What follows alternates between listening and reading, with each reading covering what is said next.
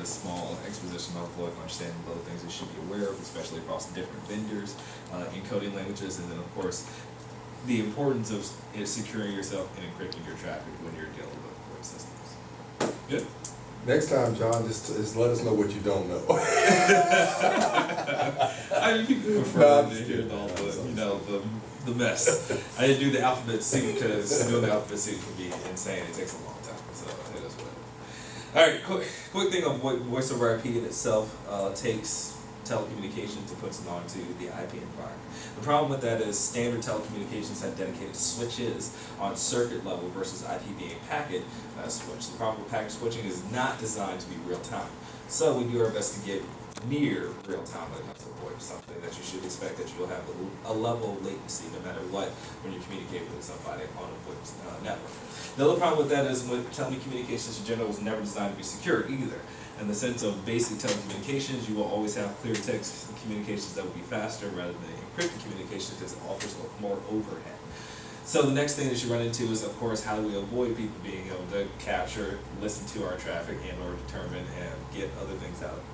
What we have in VoIP today is SIP, our Session Initiation Protocol, and with SIP you grab SDP along with it, which is Session Description Protocol.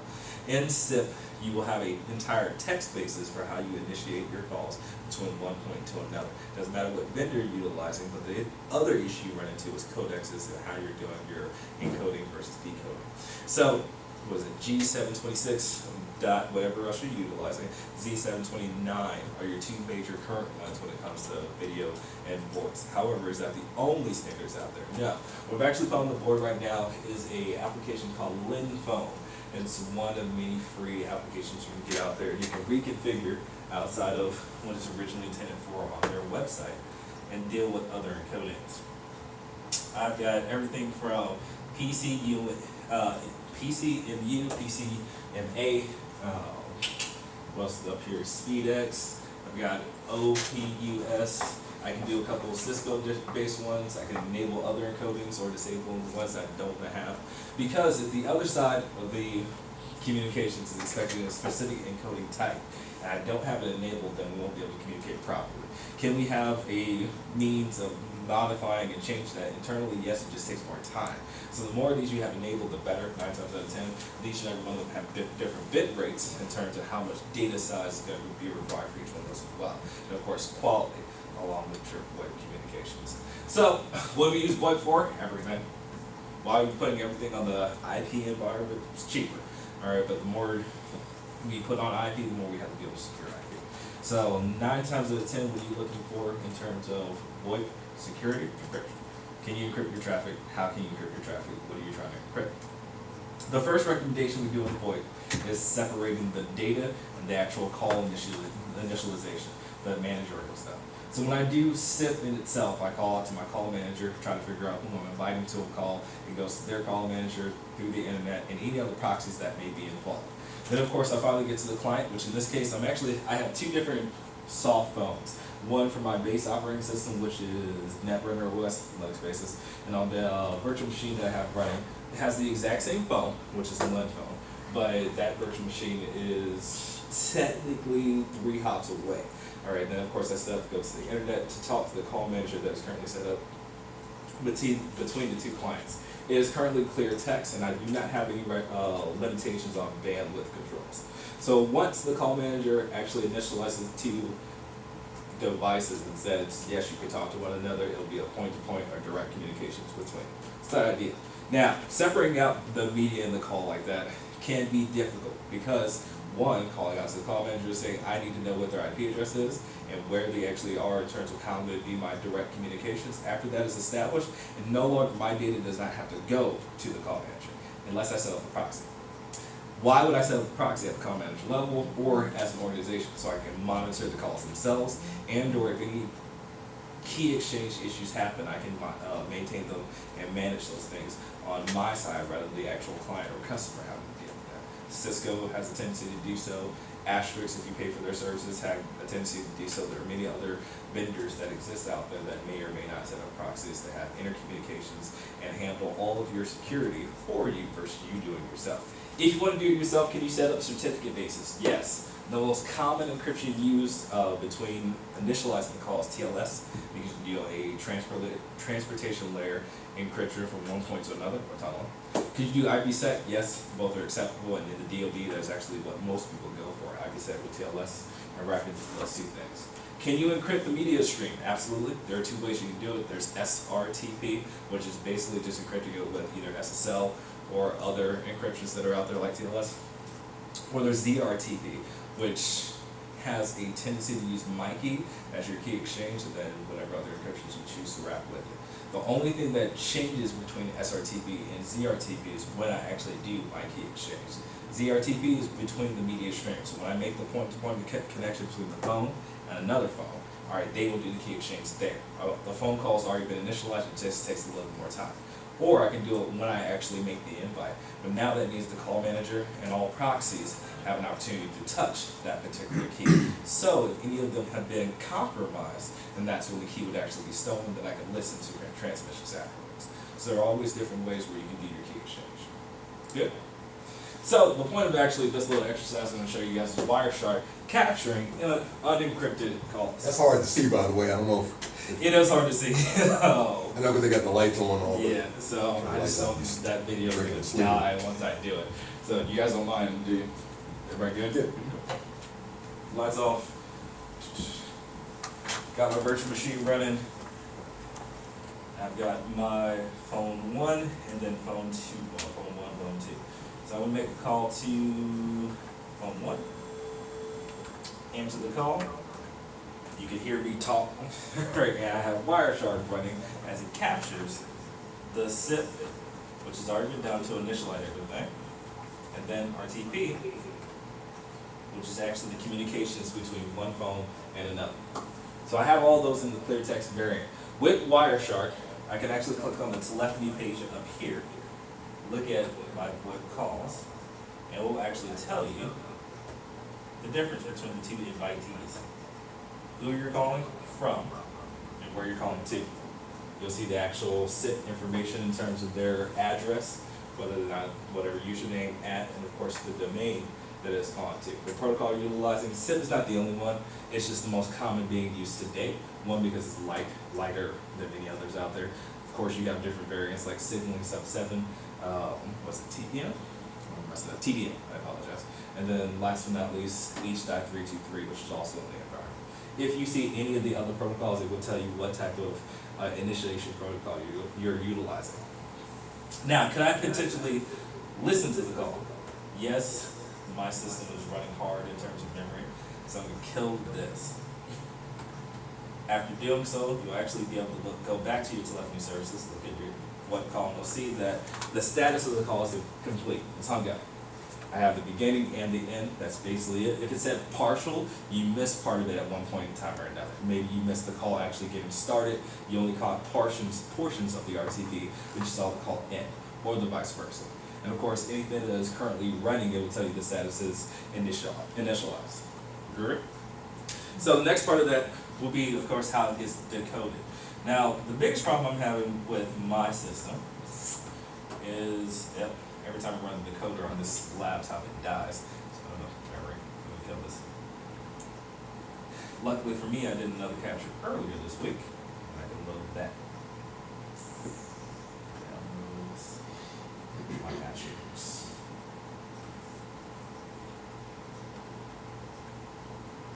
What we call,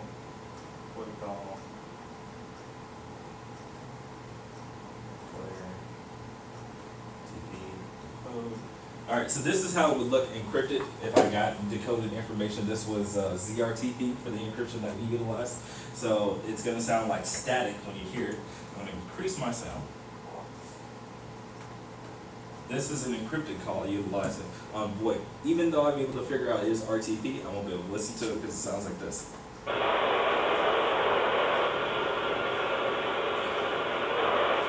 Best way to go about it, right? You don't want people to hear your conversation. However, if it was not encrypted, then the other thing that you get is this. Where's my Magic Jack? For all you Magic Jack fans out there. So you say the Magic Jack is not encrypted? No, not by default. Can you encrypt MagicJet? Yes. Yes, you can. So this is how it would sound standard. You actually hear the call be initialized itself. To ring on the other side. And then text. So I can actually listen to both sides of communications if they are not encrypted. Kind of the point. Alright. So your best bet with VoIP is make sure that you don't have a man in the middle, one. And then two, if you do have a man in the middle, what type of encryption are you utilizing? Now, can you hit that light, please? Go. What are the recommendations that exist out there for running your VoIP and what type of protocols you should utilize? SIP is just fine. There's nothing wrong with SIP in general. It is text-based, so it does have certain vulnerabilities associated with it. IP version 6 offers some interesting things to ensure man in the middle doesn't affect you, like the authentication header, for example. I'm a teacher, so I like drawing pictures. I'm sorry. Your wonderful phone as it may stand. Of course, you go through all of your wonderful routing. You make it to your call manager. That call manager is going to call out through the internet to another call manager and then finally to another phone device. These are all the wonderful things that happen typically, and of course anything else that is in between. When you do your SIP, this is text-based. SIP will also have SDP, which is going to advertise different controls. For example, if you have caller ID, it'll be advertised inside of SDP. If you're doing encryption, it will tell you your TLS communications are here. You can do key exchange inside of the SDP as well. And that would be text-based as well. So if you did so, you can wrap SIP with SSL to make sure people can't read that. The recommendation under DoD right now, instead of doing standard SSL, is TLS because of the mutual authentication that comes from it. Certificate basis. Makes sense. You would do that all the way through while you're initializing the call down to the phones. However, the phones themselves, if I pass the keys on this side, would have encrypted communications point-to-point utilizing SRTP. Good? However, what if I didn't want to pass my key exchange here because you don't believe that up here we are actually truly secure? Maybe there's a point where a man in the middle can happen because I don't control the environment. You don't own the call manager, your service provider does. Instead, at that point I can do key exchange down here, which is going to be ZRTP. If I do key exchange when the phone's initialized at the beginning, so we both pick up the phone call, at that point we would have our keys be exchanged from one device to another, not having to be passed through the call managers. Either one of them work, it's just which model you need. Make sense? Question? That sounds similar to setting up an encrypted call with turning the key on each side. Right. Encrypting. Exactly right. It's exactly what you'd be doing like ZRTP. You're both turning the key on each side, waiting for a moment, and then we can actually talk. Now it depends on how long that key exchange is required. Because not every key exchange is good. What is it? My key is currently your big one. IKE is another decent way to do it, but they both have their own vulnerabilities. What is my key? Multimedia internet keying. All right, that's what MIKE stands for. It's just another way to do an actual key exchange, whereas IKE is a general standard used on the internet, typically for multiple public services. MIKE, you'd have to own both sides if you really want to implement MIKE properly. So that would be more expensive, I assume. Yes. All right, but if you are dealing with any government organization, or most email encryptions deal with it, like S-MIME, when you encrypt your emails, you're using MIKE. You can do the key exchange. Good. So that's the most basic way I can actually break that down without getting too crazy about it. Of course, you have your codings, codexes on each side, and if one of them has codex requirements on here, but the other side cannot interpret that data, it has to go through a means of attempting to. If it can't do so, you'll just get static or not hear anything at all because the phone won't be able to decode the actual audio that's coming through. Now, how much data is required depends. If you're just doing audio, you're better off. More video, entirely different story. Can you change this RTP to RTSP, RTCP? Yes, they both have different advantages and disadvantages. RTSP, which is real-time stream protocol. Pretty much is going to be better for video and audio put together because you get more with it. However, the problem with that is it still takes more data off your network. And encrypting that, utilizing extreme cipher like RC4 is probably not a good idea because you're looking at large amounts of traffic. There's little things about which encryption algorithms you choose to go with. That's all. I'm betting Cisco. Cisco's biggest problem when it comes to VoIP is CDP. That's what the entire environment is. Yeah, Cisco in general. CDP is still your biggest vulnerability there. What's CDP? Cisco Discovery Protocol. Okay. So you can pass configurations across the board on how things are being done. You can change and manage different things with CDP. It's very integrated in most Cisco products. So with Cisco being clear text, much like SIP, the best thing you do with CDP though, because there's no way of encrypting CDP, is turn it off or actually go to all your devices and change the configurations yourself. But every vendor has some. All of them will have the same codexes, and all they have to do is enable them so each one of the devices can talk to one another. It's typically what you're looking at. So when you're choosing a vendor, you want them to be open to multiple platforms and very easily configured outside of just their base or default configurations. Good? So would you say the second option on the board is more likely used for the small organization or the home base? If you want to have more encryption, like between you and yourself in a small organization, ZRTP is probably going to be better off, yes, because you can control the key exchange at that point. You don't have to trust that third-party organization is doing anything for you. Whereas if you control all the elements across the board, or maybe just your side of it, you can have your own call manager and you have a proxy you can work with, then it's fine to do key exchange up here. But then you have to manage the call manager. Yep, you gotta manage the call manager yourself, take authority, registration between different devices. See that call manager, there's a lot more that we go involved in that. Absolutely. How does that increase the level of knowledge that an organization has to have in managing their communication system? A lot. Alright, so assume that you're trying to work with the PSTN, so you want to be able to make calls to landlines, you want to make calls to cell phones, not just have a VoIP basis internally. You're going to need an IPPBX as well. You're going to have to work with, so that can pass to the PSTN. You're going to need a gateway of some type, which 9 times out of 10, if you're dealing with SIP, it's going to be called a MGCP. Multimedia Gateway Control Protocol. So MGCP is going to be handled at the IPPBX, so it can change SIP into whatever signaling that needs to hit the PSTN, whether it's POTS, whether it's ATM, whether it's whatever other phone protocol, and make it to the other side. It's not going to be encrypted once it goes into the PSTN because certain switching doesn't require encryption, so it's a direct at that point. However, when it comes back up, depending on what else it needs to talk to, so on and so forth. So the more you actually integrate into your VoIP basis, the more features that you want to have, the more that you want to talk to the internet, the more crap that you're going to have to do and have more knowledge level in your environment. Absolutely. In terms of just IP to IP, or we're only using it internally or only for our offices, you don't need anything at all because 9 times out of 10 it's just we all register the local devices, make a username and password, call it a day. Good. So it's like email at that point. Or you can issue certificates for the endpoints. You can still do certificates for the endpoints, absolutely. Absolutely. So in reality, what is VoIP separate from other services? If you look at it as strong as you look at your email encryptions, you look at your email setups, it's about the same because you still have to have a client that's capable of talking to an exchange server that can pass to other exchange servers. Same thing is going to happen here when you look at your phones. You have a client that can talk to a call manager, call out to other call managers to finally get you to your end location. The only difference is I add a media stream here that is consistently back and forth sending data.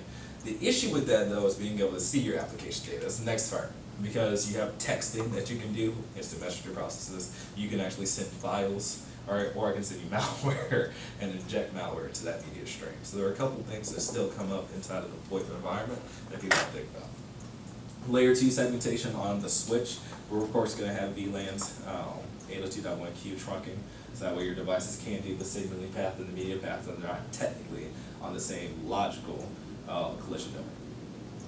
Lots of things that go into it. I talked to my security manager before I came over here today. I haven't had a whole lot to do with VoIP, you know, up until now, and so one of the things he was mentioning is that different, there's no consistency between vendors as far as how they communicate. Sure. And that if, in order to decode them, that you have to establish some kind of mutual way that they're going to communicate. Okay. But my question is, what's happening in the industry to try to straighten that out. No. Try to. Alright. Well, that was a quick answer. I mean, to be 100% honest with you, like, could vendors get together, this is how we're gonna talk to each other, but that defeats the purpose. Because in business, I want you all to purchase buy all my my device, product, right, so right. that way you can talk to my devices when you're talking to your buddy. So if you can tell him, I need you to buy Cisco phones because we're using Cisco phones, then we're all happy, right? Business. Right. However, in a soft phone environment, what I found, at least in the Linux realm, is 9 times out of 10 you can configure whatever codecs you need so they can talk to each other. So it wouldn't matter if you're dealing with soft phones. A lot of times you run into that problem when you're dealing with a hard phone. Or a physical device that's sitting on the desktop.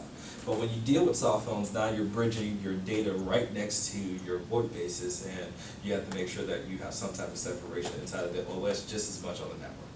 So it's always a risk when you're doing that. Well, what about encryption on a cell phone establishing this type of communication? So cell phone or soft phone? Cell phone. Cell phone encryption, if you did data to data, so let's say you took an application like FaceTime, could you encrypt that? Absolutely. Because you're utilizing your data service. As long as you're using the data service, not GSM or your actual cell service, you should be fine. Does that make sense? So your No, data not service. exactly, because I need to make sure I got all the acronyms down. Okay. So let's say you have 4G access. All right. If you have 4G and you're utilizing your data plan, which let's say you get 2 gigs per month, for example, you're able to actually encrypt the traffic as passed between one point to another within the data environment, that datagram itself, versus being JSL. Let's say you go off to the boonies where you got nothing but standard, all right, I got 3 bars with no G's next to it. You're on cell service only, I can't open up my email, not getting anything, because you don't have data access. You're not gonna have encrypted data at that point. It's gonna be strictly based off the cell towers themselves and passing that information back. Okay. But you really don't need to, because you need specialized hardware to be able to capture that type of traffic anyway. So there's a lot that goes into if you're looking at a cell phone. A lot that goes into looking at a cell phone. Is it still possible to listen to traffic as it is in the air off of cell tower and GSM with the right hardware? Absolutely. But is that something that people have ever thought about? No. And the amount of work that it usually goes into it for an organization? No. Alright, so if you are dealing with a data-to-data connection, then you should not have no problems doing encryption. But if you're going to be wasting your data plan unless you have unlimited data. It's the easiest way to say it. Good. You're gonna pay for that too. So. You're gonna pay for that too. That's absolutely the case. Any other questions?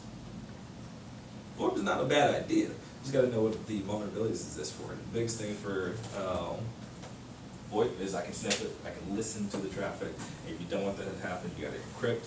But if you're going to encrypt, there's a lot more management that's going to come into it, other than just we have VoIP phones, right? And choosing the right encryption, something that's not too heavy. A lot of people right now are using AES 256-bit with CBC. That's probably the strongest encryption you're going to get on VoIP without doing too much overhead, but also being too weak to be able to revert. Because DES, triple DES, those are easy to defeat in a general sense. RC4, mathematically speaking, is easy to defeat when you implement it that way. There are a couple of things you run into. It's all about what you choose. Other questions? Can you elaborate a little bit about the Magic Jack structure? Because to me it's all soft phone. Okay, Magic Jack is a soft phone. All right, utilizing Magic Jack allows you to remote into their environment. I say remote into their environment. Register your device into their environment so that way you can make calls through Magic Jack, I guess you would say. In doing so, now when you make a call, it first routes to their call manager. Right. After making to their call manager, you're able to call out because they have an IPPBX that can push you to the PSTN or GSM networks out here, so you can call back to the United States or other countries depending on what Magic Jack is being used for. It still is unencrypted. You can configure it technically. At to your get- end or as a call manager end? Technically you configure in your end. So even with soft phones, for example, you go into the options and then preferences, you're going to be able to say, I want to use TCP versus UDP versus SRTP, so on and so forth, the list goes on. However, that configuration, the next thing is going to have to be is your device needs to be able to handle a TLS or SSL configuration. A lot of devices cannot handle You true mean TLS. the laptop in this case, if you use a Laptop. soft phone? Cell phone, or anything else that you're using. It still needs to be able to deal with TLS communication, which means I need a certificate basis. So Magic Jack, I don't believe, actually issues out certificates. You can make your own if you'd like to, consider it a self-signed certificate. So the other side has to actually accept that certificate. Other than that, you're good. So you would just create the certificate on your end, and then the person on the other end will have that same, or They their have their own own certificate. So you certificate. guys would exchange your public keys, you'd have your private key on your side. After the key exchange is done, you have symmetric encryption for the data passing, but the certificate basis allows for the protection if you're using my key or my key. But in that case, it wouldn't go to the call manager. No, where that's kind of the point. You're trying Okay. to circumvent Magic Jack's call manager, and you're passing it directly from your device to the other side. But that means they have to know it's coming, right? If their device is not set up to also receive such certificate, then it's going to look weird because you think you're encrypting and they don't know that you're encrypting. It'll be garbage on their side when they're trying to hear you talk. Could you potentially hear them? Yes, it'd be clear text for them anyway. But your directions to them, you'd be trying to encrypt data that's not going to work. So if they cannot detect your communication from one end to another because you use your own key exchange, would they be able to charge you? Like, how do they know? Oh, they can charge you, absolutely, because you initialize the call still. So once you called up to the call manager and they track the fact that your call is still initialized, they can definitely still charge you. Okay, so they don't necessarily capture because you initially, well, no. The call because- manager is only seeing that your device is still actively talking to the other side. Okay. They don't need to see the data or anything like that. They basically can use Radio Starter, for example, to track how long you've been connected or established connection utilizing SDD, Session Description Protocol, under SID. So. Good. Mhm. So there are a few tricks out there for Magic Jack. A lot of them require a decent amount of setup on both ends in order to make that happen. And 9 times out of 10, you just don't deal with it. Hmm. Outside of looking at using a protocol analyzer like Wireshark, Wireshark. what other tools are available for us to monitor that kind of traffic, that kind of voice communication? Viper is a tool that was designed for VoIP penetration testing, I guess you would say. It's technically a Linux distro, but nevertheless it has a set of tools inside of it that can do things for that. Silk is another tool that's capable of doing the same thing. There are plenty of things you can potentially download for it. Most of them are open source tools because everybody's done something before. Since it's all ASCII/text based, it's very easy to write different applications and protocols. Different applications and scripts that can interpret it. But in terms of anything that's well defined, pretty much anything that works as a network protocol analyzer can actually do some analysis for it. Even Snort, for example, as an IDS, is capable of analyzing some traffic for it. It just depends on what level you got with it. If it's encrypted, everybody's gonna have a problem. If it's unencrypted, everybody can see it. Basically, what it look at. Good. Are those the best tools for? I mean, they're the easiest.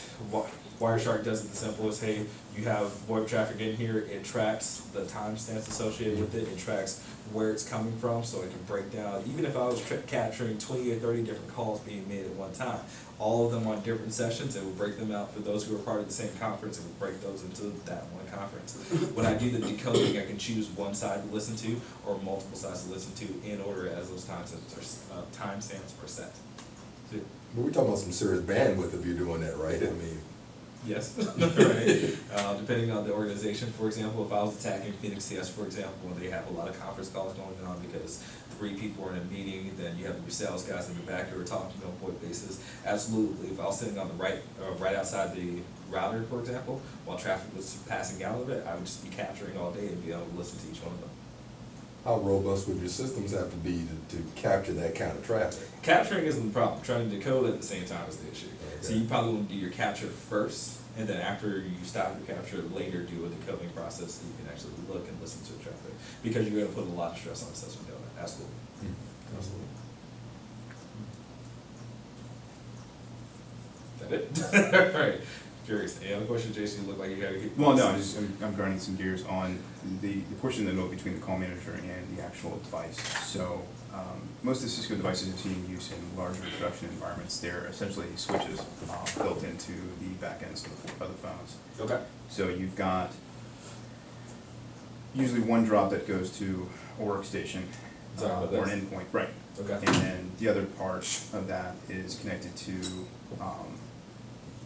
and then the other end of that line is actually going back to the PC. So you've got one side that's going to the PC, connecting to the phone. One going to the actual PC.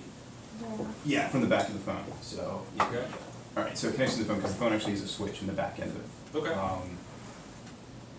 The other thing I've seen before at other places is that you've got, so you're essentially running a VLAN on the switches that are on there. So you've got a private network that's actually used for the phone itself, and then the PC itself actually picks up a separate IP. Okay. So So from then different you are IPs, from trunking. different VLAN, yeah. So let's say we have VLAN 1 and 100. Right, so let's say I'm sitting right next to somebody, and I want to listen to their phone call. I ARP spoof the switch for Okay, so their workstation IP. you attack the switch. You want to know how to do it. Oh, yeah. Okay. That's what I came for. Oh, my bad. Okay, fair enough. So in this case, like understanding the Cisco one, I didn't realize that's what you're getting at. But yes, a lot of Cisco-based phones have some type of switch that's behind it. Maybe it's a 2-port, maybe it's a 4-port switch. But nevertheless, it's a small switch. Does it have a VLAN trunk that is set there for it? Absolutely. You have a VLAN ID, which comes along. All right, and then of course we're going to do something called VLAN hopping. All right. So spoofing isn't enough. I actually have to get the VLAN ID tag. Once I've done that, the next thing I need to do is be able to plug into that switch. If I have physical access to the phone, I'm good. Alright, so that means I can do it from the PC to actually get information coming from that switch, or I can do it from the phone itself. If there's an extra port available on that switch, I can do the same thing. But if I can't, then there's your issue.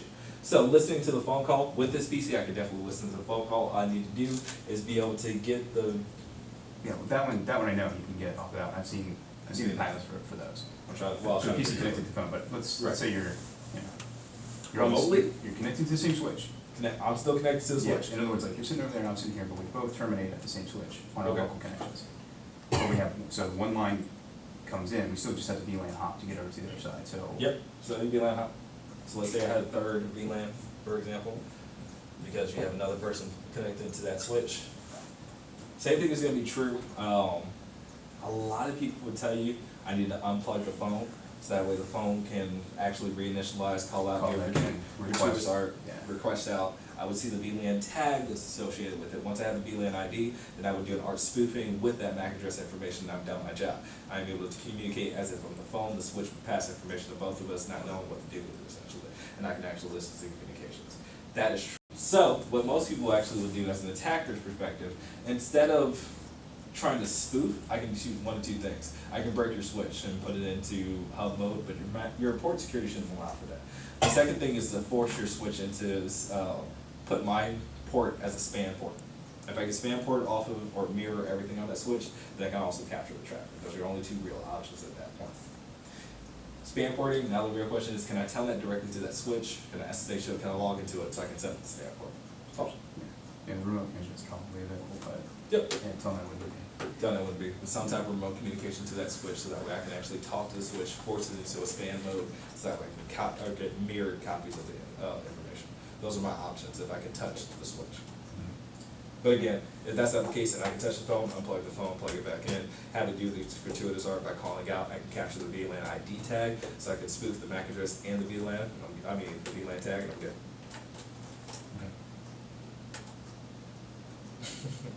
So the best thing you can do to avoid that is make sure your phone is not set to do a gratuitous ARP.